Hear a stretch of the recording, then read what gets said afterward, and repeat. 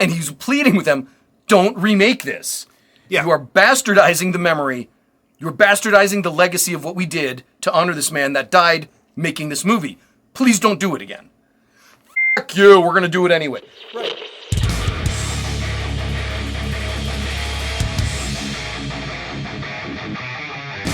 Three. In the modern era, we've decided that no means no. Mm-hmm. But in many ways, in Hollywood, that still doesn't apply. Welcome to Two Gaming Dudes. When Harvey Weinstein wants you to come up to his hotel room and you say no, now no means no. Right. When somebody wants to remake a beloved classic and tear the shit out of it, and the fan base unanimously says no, that means yes. They ain't gotta listen to you. Click subscribe. We're gonna talk about a couple of movies coming up that nobody asked for, nobody wants, nobody... I almost said nobody cares, but that's not true. We care for bad reasons. But yeah. Let's put it, we're watching Snow White right now. Right. However, the remake of The Crow is scheduled for a couple of weeks from now, and that's the one that makes me angry. Right. This, I mean, I never really cared about Snow White. I can see that it's shit, and they shouldn't be doing it, but The Crow pisses me off. Oh, yeah. And it should. It should. There's no reason for it to be made when the actual, the original creator comes out and says, don't do this. Please, don't make this. Yeah. And the studio's like, should we start on that one? Make it anyway. All right, let's start start on The Crow. And I'll tell you why. That film, 1993, film by Alex Proyas, starring Brandon Lee. Yes. Was very fundamental to my upbringing, my growth, my childhood. Granted, I was a teenager by then. But I saw that you form your identity by the things that you see around you. Right. And Brandon Lee in that film really affected me. And at the time, I was a huge fan of Bruce Lee. And then when I found out Brandon Lee, I didn't even know Brandon Lee was a guy. I didn't really know too much about him until The Crow came out. And I was like, the son of Bruce Lee? Oh, my God. So this would have been his breakout role if he didn't die on set during a filming accident.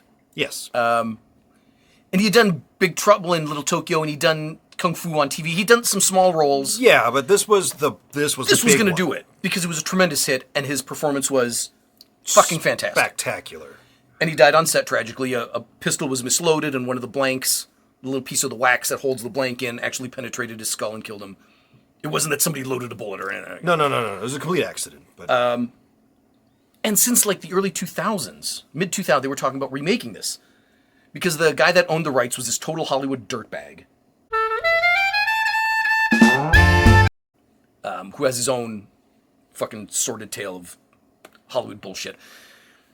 The original director, Alex Proyas, pleaded and said, please don't do this.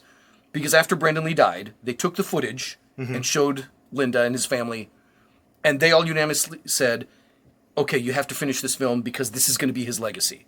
Yes. He's not going to be remembered for the other stuff. But he'll be remembered for this. He died making this film. It was outstanding, and we want you to finish it. Yeah. And Alex Proyas cobbled together with whatever footage he had and stunt doubles and clever camera tricks to finish the film without his lead actor. And it is one of the fucking greatest movies I've ever seen. And he's pleading with them, don't remake this. Yeah. You are bastardizing the memory. You're bastardizing the legacy of what we did to honor this man that died making this movie. Please don't do it again. Fuck you, we're going to do it anyway. Right. James O'Barr, who wrote the original comic, said the same thing. Don't do this. You're dirtying the memory of the guy who died. Please don't do this. I don't own the rights to my own fucking story anymore. Please don't do...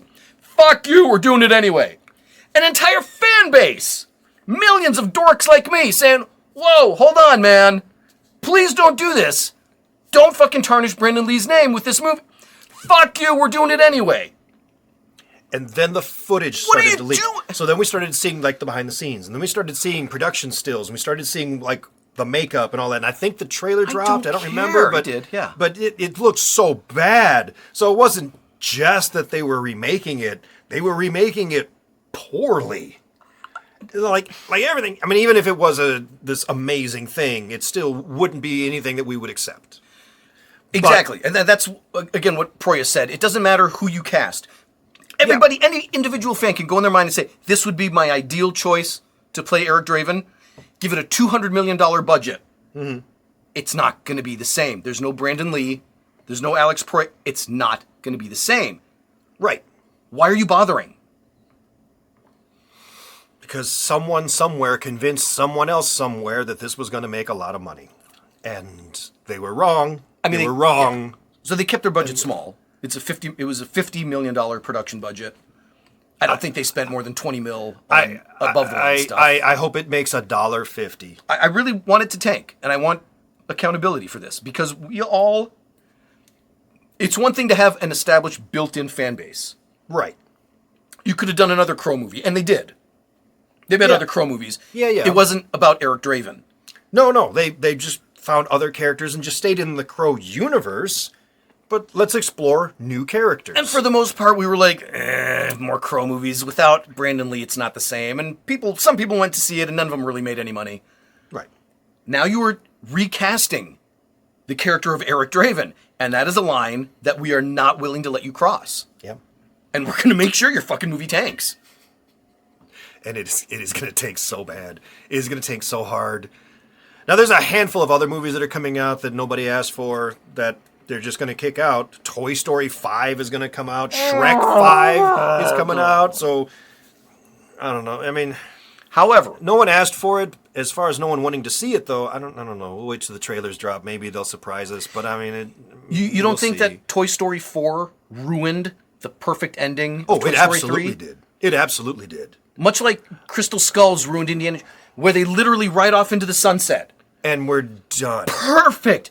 Mate, the most perfect action-adventure series ends with them riding off into the sunset. It's beautiful. Why did you do another one? You wrecked it now. You wrecked it. Toy Story 3 ended beautifully. It was a great Andy's ending. giving his toys to another child. They get a new life. We're done. It's perfect. Let's do another one. No, because now it's not perfect. No, now you had to end it again. And now you're going to have to end it again? Money-grubbing bastards. You have to fucking put your dirty hands on everything. Which brings us to what's going to be the most expensive. Yeah. So, have they released a budget for this? Have they said how much this costs? I don't know. It's on like year 3 of reshoots. It's got to be expensive. I mean, this was supposed to come out, 2 years ago? At least. Well, I mean, around the time that Rachel Zegler started doing interviews. Oh boy. I mean, it's not 1933 anymore. Yeah.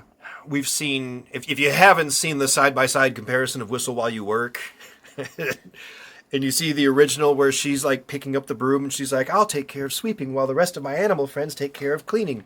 In this one, she's like, you bitches get to work. I'm going to sit here and twirl around and dance a lot while you bastards work your asses off. Then feed me, because I deserve it. $210 million announced. Okay. That doesn't take into account the year of reshoots. Because when we first started getting images of this, it was laughable. Yeah. People were teasing the shit out of how garbage it was. And they postponed it a year to go back. What does a year of filmmaking cost? Well, you've got to be at 300 by then. And then marketing, so that takes you up to at least 4. So this thing's got to clear $500 million? $500 million. With the backlash and the vitriol that you're hearing about it already? Yeah. With how much we all despise this happening. I remember when The Little Mermaid live action came out. I went and I took the girls. Sure. Because, Little Mermaid, that's cute. It's live action, but they didn't change Ariel. No. It's still the same story. It's a different actress, whatever, but it's the same story, the same character. That was important. Not only am I not going to see this, I'm not taking the girls, I won't give them the $12 if they want to go see it themselves. I want this to fail. And with the hope that eventually Disney learns their lesson. I don't know what it takes for Disney or any of these studios to learn their lesson. I mean, that original 1933 Snow White was a very, very important film. It is very important in the history of cinema. Yeah, it's an absolute landmark of when animation was taken as a more serious medium. Right. This is a real art storytelling. Yeah. This is a real art form that actually can tell an adult story that, an entire family can enjoy. It was up for Oscars, I think. I mean, like... It was revolutionary. It was Walt Disney's first big gamble. He had his little Yeah. Mickey Mouse cartoons and whatever, but I always thought Sleeping Beauty was the first. this was the first. But this was the first? feature-length animated feature. It was 33 Snow White, All right. based on a Dutch fairy tale, German fairy tale. I don't. I just always assume they're all German. I honestly don't know. I'm not sure. Who gives a shit? It's not important. It doesn't matter. And there's been lots of iterations of Snow White since then. Sure. Not just the famous Charlize Theron one, which was okay. It was fine. It's fine. It's got Chris Hemsworth throwing axes. That was kind of fun. Yeah, I mean, I'm looking at Snow White and the Huntsman, 2012, Snow White the sequel, 2007, The Fairest of Them All, 2001, Tale of Terror, 97, Happily Ever After. All right. Plus, yeah, There's pages of Snow White stuff here done. Yeah. Plus all of the modern Snow White tales. Oh, it's that have been 1937, I'm told. sorry. 1937. Snow White and the Seven Dwarfs, 1937. Okay. But yeah, there were all. I mean, There's a lot. yeah. Plus the half dozen or so made-for-TV shows. My favorite might be 1961's Snow White and the Three Stooges. Pretty sure Snow White's been on Scooby-Doo or two. I don't know. People's biggest complaint, from what I can tell, is that they are changing things for modern audiences. And the instant you do that, you have announced to the world, half of you aren't going to want to watch this. Half of you are going to pretend like you want to, but you're not going to go watch it. We've mostly made this movie for YouTubers. So YouTubers will have something to talk about. So we're going to have to find some pirated copy, muddle through, waste 2 hours of our lives so we could do a Just shitty so we 12-minute review of how sucky it was. Yes. Well, shit on my ass. How That's else what we're going to have to do. How else are we going to get a chance to meet the critical drinker if we don't get a chance to talk about it? He hates Chinese people. Go in. I was just picturing, you want me to do an episode with Harold and Kumar? What's going on? I'm really mad about The Crow. Very, very mad. Yeah. Even the Ed Furlong one made me mad. I'm like, why are you messing with this? You made something really special. Why isn't that good enough for you? And then I heard, well, it's not Eric Draven. It's a different guy that gets the powers of the Crow. I'm like, yeah, and for that, fine. I'm not excited about it, but at least I don't hate you for doing it. I The Crow did remake, at the time. the Crow remake, I absolutely hate them for doing it. Yeah. And that brings up an interesting topic is there are remakes that we're just not going to see and remakes that we get disappointed with. But what remake pissed you off? Like what remake came out that just straight up angered you? Like that is an insult to the entire franchise and almost like an attack on you personally because you were a fan. Now they've changed it. It's different. It's different. It depends on the property. Yeah. Lost in Space, the best thing on Netflix, it's a remake Yes. of an old show. It was fine. It was a good show. People watched it. It was popular for a couple of years. But loved nobody felt, oh my God, they're messing with my thing. My thing was Lost in Space. Yeah. Yeah. Mission Impossible was a crappy old 60s TV show. But nobody built their identity. I'm Charles is a Star Wars geek. I'm a Star Trek geek. I'm a Mission Impossible geek. That didn't exist. Yeah. So when they did that remake, it was like, oh, the old stupid TV show, whatever. Yeah. This is different. Yeah. There's something substantively different about these movies that we're talking about. And you shouldn't be messing with them. No. Again, studio execs don't give a shit. No, they do not, obviously. They run the numbers. Look how popular this was. Well, now there's more population, and if we make some changes, we can attract more people. Thank you, data statistics person. That's no way to do art. It's a great way to do accounting. Sure.